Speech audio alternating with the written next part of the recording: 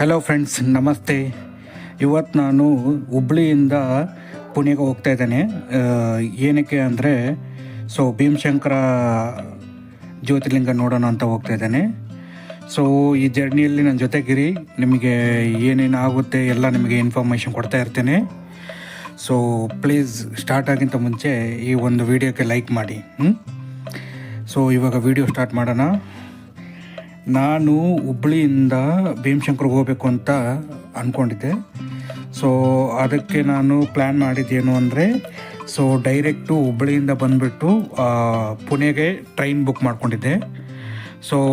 ಅಲ್ಲಿ ನಾನು ಆಲ್ಮೋಸ್ಟ್ ಪುಣೆ ಬಂದುಬಿಟ್ಟು 4:00-4:15 ಸಂಜೆ ಬಂದುಬಿಟ್ಟೆ. ಆಮೇಲೆ ಅಲ್ಲಿಂದ ಪುಣೆಯಿಂದ ಬಂದುಬಿಟ್ಟು ನಿಮಗೆ ಅಲ್ಲಿ ಒಂದು ಬಸ್ ಸ್ಟ್ಯಾಂಡ್ ಬರುತ್ತೆ, ಓಕೆ, ಶಿವಾಜಿನಗರ ಬಸ್ ಸ್ಟ್ಯಾಂಡ್ ಅಂತ. ಶಿವಾಜಿನಗರ ಬಸ್ ಸ್ಟ್ಯಾಂಡಲ್ಲಿ ಬಂದುಬಿಟ್ಟು ನಿಮಗೆ ಅಲ್ಲಿಂದ ಅರೌಂಡ್ ಒಂದು 200 ಇಲ್ಲಾಂದರೆ 250 ರುಪೀಸ್ ನಿಮಗೆ ಚಾರ್ಜ್ ಆಗುತ್ತೆ.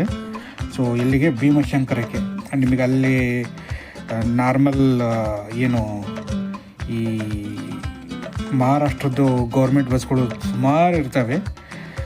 ನಿಮಗೆ ಅದೇನು ತೊಂದರೆ ಇಲ್ಲ. ಡೈರೆಕ್ಟಾಗಿ ನೀವು ಆನ್ಲೈನಲ್ಲಿ ಬುಕ್ ಮಾಡ್ಕೋಬೋದು ಮೊದಲೇ, ಇಲ್ಲಾಂದರೆ ಅಲ್ಲೂ ಹೋಗಿ ಡೈರೆಕ್ಟಾಗಿ ತೊಗೋಬೋದು. ನಾನು ಡೈರೆಕ್ಟ್ ಅಲ್ಲಿ ಹೋಗ್ಬಿಟ್ಟೆ ಟಿಕೆಟ್ ತೊಗೊಂಡೆ. ನನಗೆ 220 ರೂಪಾಯಿ ಬಿದ್ದಿದ್ದು. ನೆಕ್ಸ್ಟು ನಾನು ಏನು ಮಾಡೋಕ್ಕಾಗಲ್ಲ, ಅಲ್ಲಿ ಟ್ರೈನ್ಗೇನು ಏನು ನನಗೆ ಸಿಗೋದಿಲ್ಲ. ಭೀಮಶಂಕರ್ಗೆ ಒಂದೇ ಆಪ್ಷನ್ ಇರೋದು ಬಸ್ಸು. ಏನಕ್ಕಂದರೆ ಆ ಪ್ಲೇಸ್ಗಳೆಲ್ಲ ಬಂದುಬಿಟ್ಟು ಆಲ್ಮೋಸ್ಟ್ ಅಲ್ಲಿ ಘಾಟ್ ಸೆಕ್ಷನು ಇಲ್ಲಾಂದರೆ ಮೌಂಟೇನ್ಸ್ ಏರಿಯಾ ಈ ಥರ ಇರುತ್ತೆ. ಆ ರೀಸನಿಗೋಸ್ಕರ ಅಲ್ಲಿ ಟ್ರೈನ್ ರೂಟ್ ಇಲ್ಲ. ಹೋದರೆ ನಿಮ್ಮ ಓನ್ ವೆಹಿಕಲಲ್ಲಿ ಹೋಗಬೇಕು, ಇಲ್ಲ 2 ವೀಲರ್ 4 ವೀಲರ್, ಇಲ್ಲಾಂದರೆ ಮಹಾರಾಷ್ಟ್ರದ್ದು ಅವ್ರದ್ದು ಗೌರ್ಮೆಂಟ್ ಬಸ್ಗಳಿರುತ್ತೆ. ನಾವೀಗ ನೋಡಿ ಬಸ್ಸಲ್ಲಿದ್ದೇನೆ.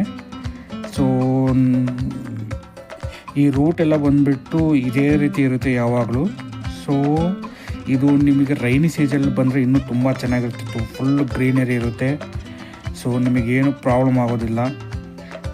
ಬಟ್ ಏನು ಅಂದರೆ ನೀವು ಆಲ್ಮೋಸ್ಟ್ ಕೆಲವೊಬ್ಬರು ಮಳೆಯಲ್ಲಿ ಹೋಗೋಕ್ಕೆ ಇಷ್ಟಪಡಲ್ಲ. ಬಟ್ ನಾನು ಹೇಳೋದು ರೈನಿ ಸೀಸನಲ್ಲಿ ಬಂದರೆ ತುಂಬ ಚೆನ್ನಾಗಿರುತ್ತೆ, ವ್ಯೂ ತುಂಬ ಸೂಪರಾಗಿರುತ್ತೆ. ಬಟ್ ನೋಡಿ ಇದೇನಿದೆ ಇದೆಲ್ಲ ತುಂಬ ಸಖತ್ತಾಗಿ ಕಾಣುತ್ತೆ. ಇವಾಗ ಒಂಥರ ಯಾವುದೋ ನಾನು ಉತ್ತರ ಕರ್ನಾಟಕದಲ್ಲಿ ಹೋಗ್ತಾ ಇದ್ದೇನೆ ಲೆಕ್ಕ ಕಾಣ್ತಾ ಇದೆ. ಬಟ್ ಅದೇ ನೀವೇನು ರೈನಿ ಸೀಸನಿಗೆ ಬಂದ್ರಿ ಅಂದರೆ ಇದು ಒಂಥರ ಸ್ವರ್ಗ. ಯಾಕಂದರೆ ಇದೆಲ್ಲ ಬಂದ್ಬಿಟ್ಟು ನಿಮಗೆ ಸಹ್ಯಾದ್ರಿ ಹಿಲ್ಸ್ ಆ ರಿಲೇಟೆಡ್ ಬರುತ್ತೆ. ನಿಮ್ಗೆ ಗೊತ್ತಿದೆ ಸಹ್ಯಾದ್ರಿ ಹಿಲ್ಸ್ ಅಂದರೆ ಯಾವ ಥರ ಇರುತ್ತೆ ಅಂತ ಏನು ಅಂತ. ಈಗ ಭೀಮಶಂಕರಲ್ಲಿ ಬಂದುಬಿಟ್ಟು ನಾನು ಎಲ್ಲೋ ಲಾಡ್ಜ್ ಏನು ಮಾಡೋಕ್ಕೆ ಹೋಗಲ್ಲ. ಯಾಕಂದರೆ ನನ್ನ ಪ್ಲ್ಯಾನ್ ಜಸ್ಟು ವಿಸಿಟ್ ಮಾಡಿಬಿಟ್ಟು ದರ್ಶನ ಮುಗಿಸ್ಕೊಂಬಿಟ್ಟು ವಾಪಸ್ ಬರಬೇಕಂತ ಇದ್ದೇನೆ. ಹಂಗಾಗಿ ನಾನು ಜಸ್ಟ್ ಅಲ್ಲಿ ಡಾರ್ಮೆಂಟ್ರಿ ಎಲ್ಲ ಸಿಗುತ್ತೆ ನಿಮಗೆ 100, 250, 200 ರೂಪಾಯಿಗೆಲ್ಲ 1 ಅವರ್ 2 ಅವರಿಗೆಲ್ಲ. ಜಸ್ಟ್ ಹೋಗ್ಬಿಟ್ಟು ಫ್ರೆಶ್ ಅಪ್ ಮಾಡ್ಕೊಳೋದು ಬರೋದು ಅಷ್ಟೇ, ಓಕೆ. ಆಲ್ಮೋಸ್ಟ್ ಅಲ್ಲಿ ನಿಮಗೆ ಒಂದು 2 ಅವರ್ಸು ಇಲ್ಲ ಇಲ್ಲಿಂದ ಇಲ್ಲಿ ಪುಣೆಯಿಂದ ಬಂದುಬಿಟ್ಟು ಆಲ್ಮೋಸ್ಟ್ ಅಲ್ಲಿ ನಿಮಗೆ 4 to 5 ಅವರ್ಸ್ ಆಗುತ್ತೆ.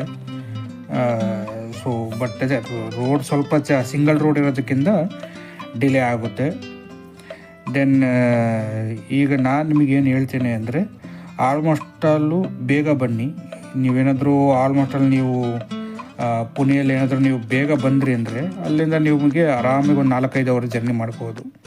ಆಮೇಲೆ ಸೇಮ್ ಡೇಲೇ ಹೋಗ್ಬಿಟ್ಟು ಸೇಮ್ ಡೇಲೇ ವಾಪಸ್ ಬರೋಕ್ಕೆ ಈಸಿ ಆಗುತ್ತೆ. ಈ ದೇವಸ್ಥಾನದ ಹಿಸ್ಟ್ರಿ ಏನು ಅಂತ ಹೇಳಬೇಕು ಅಂದರೆ ಈ ನಮ್ಮದು 12 ಏನು ಜ್ಯೋತಿರ್ಲಿಂಗ ಇದೆ ಅದರಲ್ಲಿ ಇದು ಒಂದು ಕೂಡ, ಓಕೆ. ಇದಕ್ಕೆ ಭೀಮಶಂಕರ ಜ್ಯೋತಿರ್ಲಿಂಗ ಅಂತ ಕರೀತಾರೆ. ಇದು ನಿಮಗೆ ಮಹಾರಾಷ್ಟ್ರದಲ್ಲಿ ಪುಣೆಯಿಂದ ನಿಮಗೆ ಮಂಚಾರಿಂದ ನಿಮಗೆ ಭೀಮಶಂಕರ ಟೆಂಪಲ್, ಓಕೆ. ಇಲ್ಲಿ ಶಿವನ ಲಿಂಗ ಏನಿದೆ ಅದು ಸ್ವಯಂಭೂ ಅಂತ ಹೇಳ್ತಾರೆ. ಹಂಗಾಗಿ ಇದಕ್ಕೆ ಸ್ವಲ್ಪ ತುಂಬ ಒಂದೇನು ಏನಂತಾರೆ ಇದಕ್ಕೆ ಫುಲ್ ಒಂದು ಪವರ್ಫುಲ್ ಇದೆ. ಇದ್ರ ಕತೆ ಏನು ಅಂದರೆ ನಮ್ಮ ಕುಂಭಕರ್ಣ ಇದ್ನಲ್ವ ರಾಮಾಯಣದಲ್ಲಿ, ಅವನ ಮಗ ಭೀಮ ಅಂತ ಒಬ್ಬ ಇದ್ದ, ಓಕೆ. ಅವನೇನು ಮಾಡ್ತಾನೆ, ತುಂಬ ದೊಡ್ಡದಾಗಿ ಏನು ವರ ತಪಸ್ಸೆಲ್ಲ ಮಾಡಿಬಿಟ್ಟು ಬ್ರಹ್ಮನಿಂದ ಒಂದು ವರ ಪಡಿತಾನೆ. ಪವರ್ಸು ಯಾವಾಗ ಬರುತ್ತೆ ಭೀಮಗೆ, ಅವನೇ ಮಾಡ್ತಾನೆ ಸಖತ್ತಾಗಿ. ನಿಮಗೆ ಗೊತ್ತಲ್ವಾ ಡಿಮನ್ಸ್ಗೆ ಪವರ್ ಸಿಕ್ಕರೆ ಏನು ಮಾಡ್ತಾನೆ ಅಂತ. ಸೇಮ್ ಅದೇ ರೀತಿ ಅವನು ಎಲ್ಲ ಋಷಿಗಳಿಗೂ ಅವರಿಗೆಲ್ಲ ತೊಂದರೆ ಕೊಡ್ತಾ ಇರ್ತಾನೆ.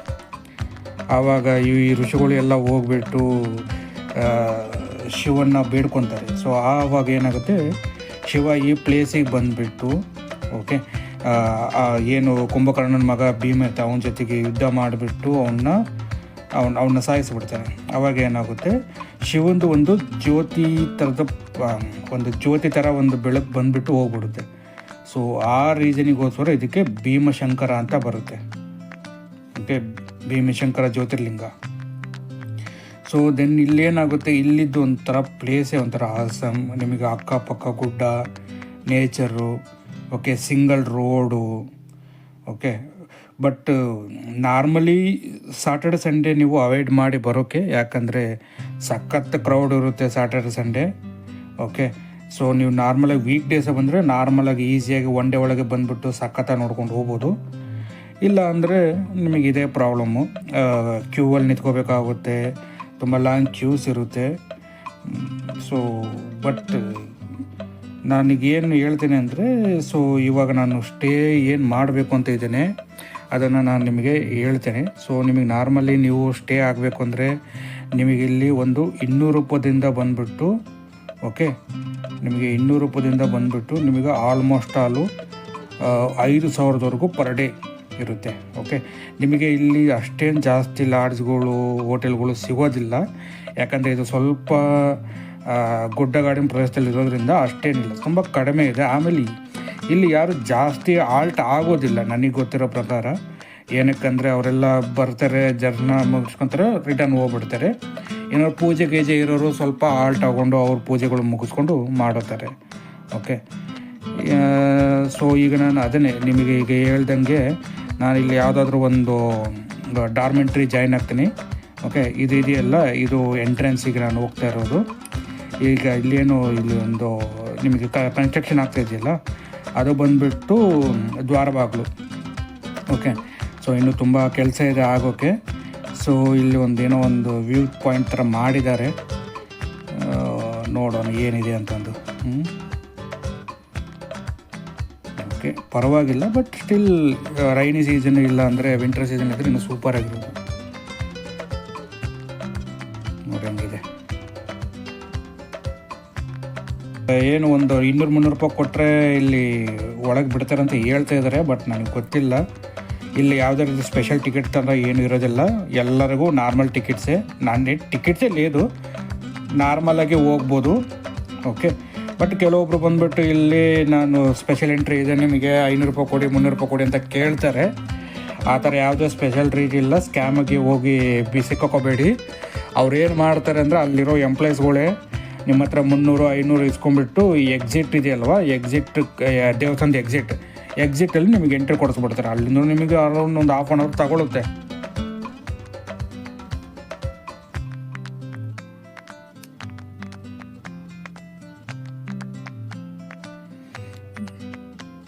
ಇದು ಯಾವುದು ಪಾರ್ಕಿಂಗ್ ಏರಿಯಾ, ಇದು ಇನ್ನೂ ತುಂಬ ಕೆಲಸ ನಡೀತಾ ಇದೆ, ಎಲ್ಲ ಕನ್ಸ್ಟ್ರಕ್ಷನ್ ಐತೆ. ಇದು ಮೇನ್ ರೋಡ್ ಇದು. ಓಕೆ, ಅಂದರೆ ಇದು ನಾವು ಹೆಂಗೆ ಅಂದರೆ ಎಲ್ಲ ದೇವಸ್ಥಾನಗಳು ನಾವು ಅಪ್ಪಲ್ಲಿ ಹೋಗಬೇಕು. ದೇವಸ್ಥಾನ ಅಂದರೆ ಗುಡ್ಡ ಗಿಡ್ಡ ಎಲ್ಲ ಹತ್ಕೊಂಡು ಹೋಗ್ಬೇಕು. ಇದು ಹಂಗಲ್ಲ, ಇದು ಗುಡ್ಡ ಇಳ್ಕೊಂಡು ಹೋಗ್ಬೇಕು ಇದು. ಓಕೆನಾ? ಸೊ ಇದು ಆಲ್ಮೋಸ್ಟ್ ಒಂದು 200-300 ಮೀಟ್ರು ನಾವು ಡೌನ್ ಬರಬೇಕಾಗುತ್ತೆ. ಅರೌಂಡ್ ಒಂದು ಇರ್ಬೋದು, ನನಗೆ ಮೆಟಲ್ ಎಲ್ಲ ಎಣಿಸಿಲ್ಲ ಎಷ್ಟಿದೆ ಅಂತಂದು, ಬಟ್ ಒಂದು 200-300 ಮೀಟ್ರ್ ಡೌನ್ ಇದೆ. ನೋಡಿ ಇದೆಲ್ಲ ಕ್ಯೂ, ಎಷ್ಟು ಜನ ಕ್ಯೂ ಇದ್ದಾರೆ. ನಾನು ಫಸ್ಟ್ ಟೈಮ್ ಈ ಥರ ಕೆಳಗಡೆ ಇರೋ ದೇವಸ್ಥಾನಕ್ಕೆ ಹೋಗ್ತಾ ಇರೋದು.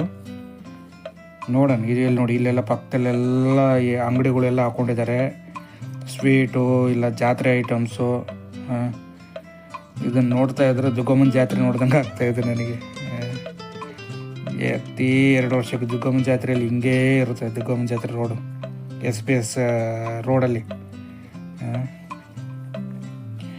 ನಾನು ನೋಡೋಣ 500 ರೂಪೀಸ್ ಏನಾದರೂ ಟಿಕೆಟ್ ಸಿಗುತ್ತೆ ಅಂತ ಅಂದ್ಕೊಂಡೆ, ಬಟ್ ನನಗೆ ಇಲ್ಲಿಗೆ ಬಂದಮೇಲೆ ಗೊತ್ತಾಯ್ತು ಇಲ್ಲಿ ಯಾವುದೇ ಸ್ಪೆಷಲ್ ದರ್ಶನ ಏನೂ ಇಲ್ಲ, ಎಲ್ಲರಿಗೂ ಒಂದೇ ಲೈನು. ಓಕೆ, ಇಲ್ಲಿ ಏನು ಹಣ್ಣು ಕಾಯಿ ಅವೆಲ್ಲ ಕೊಡ್ತಾರೆ, 150 ರೂಪಾಯಿ 100 ರೂಪಾಯಿ ಅಂತ ಹೇಳ್ತಾರೆ. ತೊಗೊಂಬಿಟ್ಟು ನೀವು ಬೆಟರ್ ಇಲ್ಲಿ ಇವ್ರ ಹತ್ರ ತೊಗೊಂಡ್ರಿ ಅಂದರೆ ನಿಮಗೆ ಅಟ್ಲೀಸ್ಟ್ ಸ್ಲಿಪ್ಪರು ಶೂಗೆ ಬಿಟ್ಟು ಹೋಗಿ ಈಸಿ ಆಗುತ್ತೆ. ಇಲ್ಲ ಅಲ್ಲೆಲ್ಲೋ ಬಿಟ್ಟು ಹೋದರೆ ಯಾವನಾರು ಎಗರಿಸ್ಕೊಂಡು ಹೋದ್ರೆ ಮುಗೀತು ಕತೆ. ಸೊ ಹಂಗಾಗಿ ನಾನು ಇವ್ರ ಹತ್ರನೇ ತೊಗೊಂಡೆ 150 ರೂಪಾಯಿ ಕೊಟ್ಟು. ನೋಡೋಣ ಹೆಂಗಾಗುತ್ತೆ ಅಂತ. ಹೇಗಿದೆ ನೋಡಿ ಇದು ಗೋಪುರ. ಏನೋ ತುಂಬ ಕೆಲಸ ನಡೀತಾ ಇದೆ, ಎಲ್ಲ ಕ್ಲೋಸ್ ಇದೆ, ಎಲ್ಲ ಕಡೆ ಗುಂಡೆ ಗಿಂಡೆ ಎಲ್ಲ ಓಪನ್ ಮಾಡಿದ್ದಾರೆ, ಎಲ್ಲ ಕಡೆ ಕನ್ಸ್ಟ್ರಕ್ಷನ್.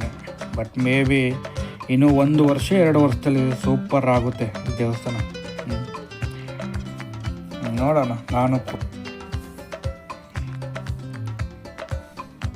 ನೋಡಿ ಅಲ್ಲೆಲ್ಲ ನಿಂತ್ಕೊಂಡಿದ್ದೆ ನೋಡಿ, ಈ ಪೊಲೀಸ್ ಯೂನಿಫಾರ್ಮ್ ಹಾಕ್ಕೊಂಡಿದ್ದಾರಲ್ವ ಅವರೇ. ನಾನು ಅವಾಗ ಹೇಳಿದ್ದು ಗೊತ್ತಾ, 300-500 ರೂಪಾಯಿ ಕೊಟ್ಟರೆ ಎಕ್ಸಿಟಿಂದ ಬಿಡ್ತಾರೆ ಅಂತಂದು. ಇವರೇ ನೋಡಿ, ಇದು ಎಕ್ಸಿಟ್. ಇದು ಎಕ್ಸಿಟಲ್ಲಿ ಬಂದ್ಬಿಟ್ಟು ನಿಮಗೆ ಕಳಿಸ್ಕೊಟ್ಬಿಡ್ತಾರೆ. ನೋಡೋಣ.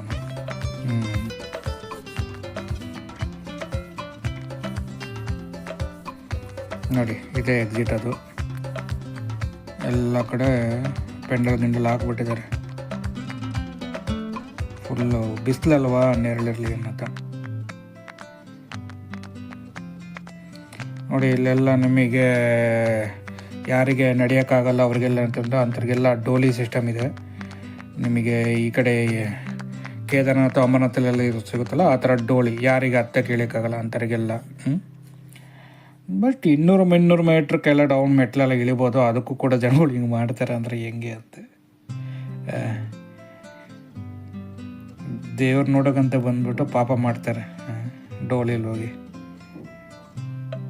ನೋಡಿ ಹೆಂಗಷ್ಟು ಕ್ರೌಡ್ ಇದೆ, ಫುಲ್ಲು ಜನಗಳು. ನೋಡಿ ಇದು ದೇವಸ್ಥಾನ. ನೋಡಿ ಒಳಗಡೆ ಹೆಂಗಿದೆ. ನಿಮಗೆ ಇಲ್ಲಿ ಒಂದು ಡಿಸ್ಪ್ಲೇ ಹಾಕಿದ್ದಾರೆ, ಅಲ್ಲಿ ಒಳಗಡೆದು ಶಿವಲಿಂಗ ನಿಮಗೆ ಕಾಣ್ತಾ ಇರುತ್ತೆ ಡಿಸ್ಪ್ಲೇ ಒಳಗೆ. ಯಾರಿಗೆ ದೇವಸ್ಥಾನದ ಒಳಗಡೆ ಹೋಗಿ ಅಷ್ಟು ತುಂಬ ನೀಟಾಗಿ ನೋಡೋಕ್ಕಾಗಲ್ಲ ಅಂತ ಆರಾಮಾಗಿ ದೇವಸ್ಥಾನ ಹೊರಗಡೆಯಿಂದ ನೋಡ್ಬೋದು. ಆಲ್ಮೋಸ್ಟ್ ಅಲ್ಲೂ ಇಲ್ಲಿ ಏನಂದರೆ ಈ ದೇವಸ್ಥಾನದ ಒಂದು ಮಹಿಮೆ ಮತ್ತು ಇಂಪಾರ್ಟೆಂಟು, ನಾವು ಶಿವಲಿಂಗನ ಮುಟ್ಬೋದು. ನಾವೇನು ಒಳಗಡೆ ಹೋಗ್ತೀವಿ ಗರ್ಭಗುಡಿ ಒಳಗೆ, ನಾವು ನಮ್ಮ ಕೈಯಿಂದ ಶಿವಲಿಂಗನ ಮುಟ್ಬೋದು. ಅದು ಒಂಥರ ಅಲ್ಟಿಮೇಟ್ ಒಂಥರ ಫೀಲ್. ಅದು ನನಗಾಗಿತ್ತು, ಸಖತ್ತಾಗಿತ್ತು. ಕ್ರೌಡ್ ಇದ್ದರೂ ಕೂಡ ಅಟ್ಲೀಸ್ಟ್ ಅಷ್ಟು ನಮಗೆ ಈ ಬೇರೆ ಟೆಂಪಲ್ಗಳಲ್ಲಿ ಫೀಲ್ ಆಗುತ್ತಲ್ಲ. ಈಗ ಎಕ್ಸಾಂಪಲ್ ತಿರುಪತಿ, ಓಕೆ, ಅಲ್ಲೆಲ್ಲ ನಿಮಗೊಂದು 1 ಸೆಕೆಂಡ್ ಬಿಡೋದಿಲ್ಲ, ಅಷ್ಟು ದಬ್ಬಾಡ್ಬಿಡ್ತಾರೆ. ಆ ಥರ ಎಲ್ಲೂ ಇಲ್ಲ, ಆಗಿಲ್ಲ. ಆಲ್ಮೋಸ್ಟ್ ಅಲ್ಲಿ ಹೋದ್ವಿ ನಾವು, ಲಿಂಗನ ಮುಟ್ಟಿದ್ವಿ. ಓಕೆ, ಸೊ ಅಟ್ಲೀಸ್ಟ್ ಒಂದು ಮಿನಿಮಮ್ ಒಂದು 20 to 30 ಸೆಕೆಂಡ್ ಆದರೂ ನಾವು ಅಲ್ಲಿ ಇದ್ವಿ. ಅದೊಂದು ಫೀಲ್ ಆಯಿತು, ಸೂಪರ್ ಇತ್ತು. ಸೊ